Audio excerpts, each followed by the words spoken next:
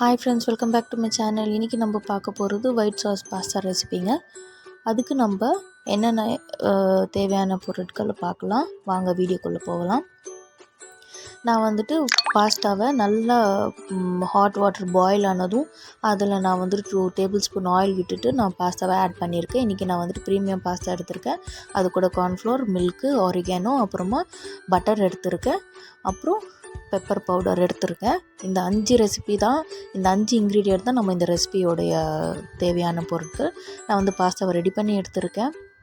நல்லா வெந்தானதும் கடாய் எடுத்துக்கோங்க. ஹீட் ஆனதும் நான் வந்து இன்றைக்கி 5 க்யூப்ஸ் பட்டர் ஆட் பண்ணியிருக்கேன். அது நல்லா மெல்ட் ஆனதும் கார்ன்ஃப்ளவர் ஆட் பண்ணிக்கோங்க. நீங்கள் வந்துட்டு இதுக்கு லோ ஃப்ளேமில் தான் வச்சு நீங்கள் கலரிட்டே இருக்கணும், கைவிடாமல், இல்லைன்னா அது கட்டி ஆகிடும். ஸோ நீங்கள் கலரிட்டே இருக்கிறப்ப உங்களுக்கு எவ்வளோ வேணுமோ அவ்வளோ மில்க் ஊற்றிக்கோங்க. மில்க் வந்துட்டு நான் இன்றைக்கி ஒரு பேக்கெட்டுக்கு 1 லிட்டர் மில்க் எடுத்திருக்கேன். இது நல்லா கைவிடாமல் கலரிட்டே இருங்க. அதுக்கப்புறம் இது கூட நம்ம ஆரிகானோ, கொஞ்சம் சால்ட்டு, இதெல்லாமே நம்ம ஆட் பண்ண போகிறோம். ஆரிகானோ ஆட் பண்ணிவிட்டா இப்போ கொஞ்சம் சால்ட் ஆட் பண்ண போகிறேன். கொஞ்சம் சால்ட் ஆட் பண்ணதும் பெப்பர் ஆட் பண்ணுறேன். பெப்பர் ஆட் பண்ணிவிட்டு நீங்கள் நல்லா மிக்ஸ் பண்ணி விட்டுக்கோங்க. நல்லா மிக்ஸ் பண்ணி ஆகிட்டதுக்கப்புறம் ஒரு பாயில் வந்தோடனே நீங்கள் வேக வச்சு எடுத்துருக்க பாஸ்தாவை நீங்கள் இப்படி உடச்சி விட்டுட்டு நீங்கள் கலரி விட்டுக்கலாம். உங்களுக்கு ரொம்ப திக்காக இருக்கிற மாதிரி இருந்துச்சுன்னா நீங்கள் இன்னும் கொஞ்சம் கூட மில்க் ஆட் பண்ணிக்கோங்க. இதுதாங்க ரெசிபி. ரொம்ப சிம்பிளாக ஈஸியாக முடிஞ்சது. பசங்களுக்கு ரொம்ப விரும்பி சாப்பிடுவாங்க. மார்னிங் பிரேக்ஃபாஸ்ட்டு, ஈவினிங் ஸ்நாக்குக்கு ரொம்ப அட்டகாசமாக இருக்குங்க. நீங்கள் வீட்டில் ட்ரை பண்ணி பார்த்துட்டு டேஸ்ட் எப்படி இருக்குன்னு கீழே கமெண்ட் பண்ணுங்கள்.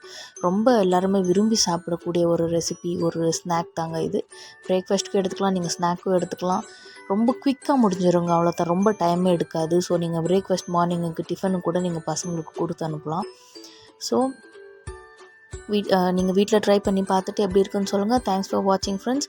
என்னோடய வீடியோவை மறக்காமல் லைக் பண்ணுங்கள், ஷேர் பண்ணுங்கள், கமெண்ட் பண்ணுங்கள். என்னுடைய சேனலை சப்ஸ்கிரைப் பண்ணுங்கள். சேனலை சப்ஸ்கிரைப் பண்ணிவிட்டு பெல் ஐக்கனை மறக்காமல் ப்ரெஸ் பண்ணுங்கள். அப்போ தான் நான் போடுற எல்லா வீடியோ உங்களுக்கு வந்து சேரும் ஃப்ரெண்ட்ஸ்.